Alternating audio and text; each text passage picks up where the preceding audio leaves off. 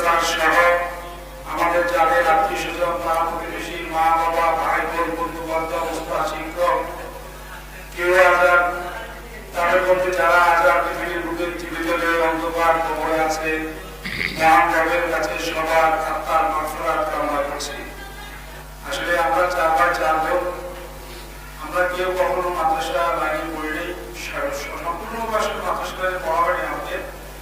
আপনার চাকরিগত কারণে আমি চৌমতি থাকি। তো আসলে আমার সহকর্মী ঐকান্তিক ধর্মবিরোধতা এবং প্রচেষ্টার কারণেই আসলে আমরা সম্মিলিতভাবে সিদ্ধান্ত নিয়েছি যে বাচ্চাদেরকে মাদ্রাসায় পড়াবো। সেই সূত্র ধরেই আমার মেয়েটা চৌমনি পৌরপাড় সংলগ্ন জনাব মোহাম্মদ আবুল কাসেম সাহেবের প্রতিষ্ঠিত কাসেম মাদ্রাসা থেকে নুরানি শেষ করার পরে আসলে আমরা পারিবারিকভাবে বিভিন্ন সমস্যার সম্মুখীন হই।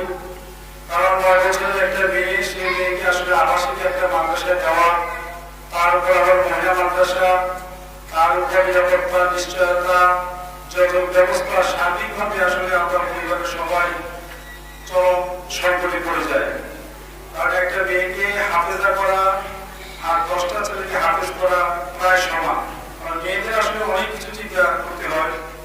তো এসব আলহামদুলিল্লাহ আমার মনে পড়ে 2019 সালে আমি চৌমনির আশেপাশে 7-8টা মহিলা মাদ্রাসা ভিজিট করেছি নিজেই। অবশেষে আমার এই মাদ্রাসায় যখন আমার পছন্দ হয়েছে, আমি হুজুরকে বলছি, হুজুর বড় আশা নিয়ে আমি সিদ্ধান্ত নিয়েছি এখানে আমার মেয়েটাকে ভর্তি করাবো। আর এই ভবনের 8 তলায় আমি বাসা ভাড়া নিই। 2019 সালে আমার স্পষ্ট মনে আছে যে আমি হুজুরের কাছে এসে বলেছি, হুজুর আমি এই অত্র ভবনে আসনুল্লাহ স্যারের এই ভবনে বাসা ভাড়া নিয়েছি এবং এখানে আমার মেয়েকে হ্যাজের জন্য ভর্তি করলাম। আমি নিজের তখন নামাজ পড়ে আল্লাহর কাছে হাত তুলেছি, আল্লাহ আপনি আমার মেয়েকে হাফেজা হিসেবে কবুল করে নেন। আলহামদুলিল্লাহ আলহামদুলিল্লাহ রাব্বিল আলামিন। আজকে আমার মেয়ে হাফেজা হয়েছে। আমার মেয়ের সাথে আরো অনেকেই এই প্রোগ্রামে 5টা জন হাফেজা হয়েছে। আসলে মাদ্রাসার বড় হুজুর, ম্যাডাম, শিক্ষক শিক্ষিকা সবাইকে আমরা আন্তরিকভাবে অভিনন্দন জানাই।